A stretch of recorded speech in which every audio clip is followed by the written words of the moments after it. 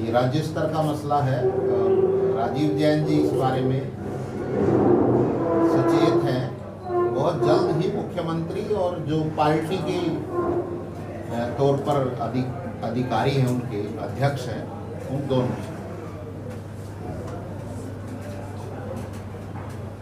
राजीव जैन जी से पहले अध्यक्ष कौन थे? हरियाणा के अध्यक्ष श्री उमेश अग्रवाल जी, जो गुड़गांव से विधायक थे, अब वो राष्ट्रीय स्तर पर राष्ट्रीय महामंत्री हैं अखिल भारतीय वैश्य महासम्मेलन। तो उनका कार्यकाल पूरा होने पर ही राजीव जैन जी को अध्यक्ष बनाया। तो उमेश अग्रवाल जी भी विधायक रहे हैं, राजीव जैन जी भी विधायक से कम नहीं रहे। उसके बावजूद एक तो आपको भागीदारी नहीं मिली, दूसरी बात है अभी भी आप सरकार से मांग कर रहे हैं, तो क्या मानते हो इनकी नेतृत्व में आपको कुछ सफलता मिल पाएगी? प्रयास है जी। ये राजनीतिक पार्टियों को सोचना है कि जब किसी समाज में कोई बात दिमाग में बैठ जाती है, तो यदि वो राजनीतिक पार्टी उनको प्रतिनिधित्व देती नहीं है तो उनके प्रति नाराजगी समाज में पैदा होती है। उनको समाज को खुश करना है। समाज अपनी मांग रख ही रहा है। सर, आपने जिक्र किया था मुसलमानों का, सिखों का, तो ऐसे में क्या आपको नहीं लगता कि हमारा जो देश है वो धर्मनिरपेक्ष देश है और सर्वधर्म समभाव की बात यहाँ पर होती है?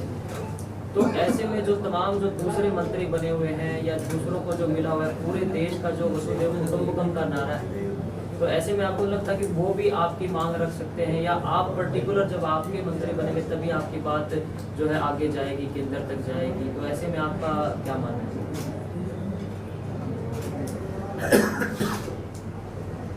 मैं तो ये समझता हूँ कि आज बहुत सारे समाज ऐसे हैं, खासतौर से पिछले 20 साल का जो दौर है उसमें बहुत उथल है। आप इसको इस रूप में ले सकते हैं कि वैश्य समाज की बहुत सारी जातियां ओबीसी में आती हैं और कुछ जातियां वैश्य समाज की अभी ओबीसी में आने के लिए प्रयासरत हैं।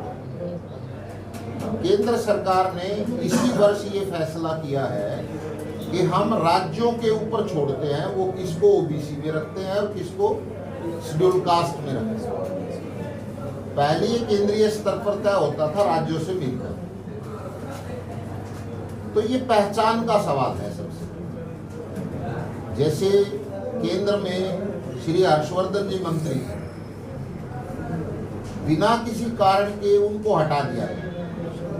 ऐसा नहीं है कि हर्षवर्धन जी समाज की जरूरतों को पूरा कर रहे थे, बल्कि उनके साथ समाज अपनी पहचान जोड़ रहा है।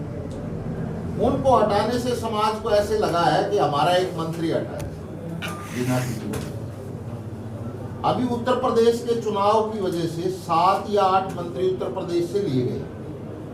वहां अग्रवाल और वैश्य समाज के भी सांसद थे। उनमें से भी यदि किसी को मंत्री लिया जाता तो अग्रवाल वैश्य समाज के लोगों को जुड़ाव महसूस होता, खुशी होती। हरियाणा में मंत्री बनने से कोई समस्या हल हो जाएगी ये हम बिल्कुल नहीं मानते, लेकिन हमारी बात रखने का माध्यम जो है एक मजबूत बन जाता है। इतना ही तो ऐसा है ना, ये तो ये भी समझने लगे भी बनी है और ब्राह्मण तो जेब में है। अभी आपने पी मुरलीधर राव जी का बयान सुना होगा, मध्य प्रदेश के प्रभारी हैं। हालांकि मुझे बोलना नहीं आता, मैं तो साधारण आदमी हूँ। तो जब बनी है और ब्राह्मण जेब में है तो फिर मंत्रालय देने की जरूरत क्या है? जरूरत ही नहीं है। क्यों दे मंत्रालय? मत दो। तो जब जेब में है तो उसको जेब में रखो ना, जेब से बाहर क्यों निकालो? स्पीकर आपके समाज से आते हैं जो सेकंड पोजीशन पे होते हैं आफ्टर सीएम, तो आपकी बात रखने के लिए मुझे ऐसा लगता है कि स्पीकर काफ़ी हैं। तो ऐसे में आप जो मांग रख रहे हैं, तो आपको लगता है कि स्पीकर के अलावा कोई और होना चाहिए जो आपके समाज की बात रख सके? इसका प्रमुख कारण ये है कि हमेशा ये माना गया है कि गवर्नर महामहिम राज्यपाल हैं और जो स्पीकर महोदय हैं वो संवैधानिक प्रोटोकॉल के दायरे में बांध के रखा जाता है। नाम स्पीकर है लेकिन कहते हैं विधानसभा में उनको अपनी ओर से कोई मांग नहीं रखनी होती। ये समाज की भावना है, इसमें हम व्यक्तिगत तौर पर ज़्यादा हम कोई स्पीकर को कमज़ोर नहीं मानते।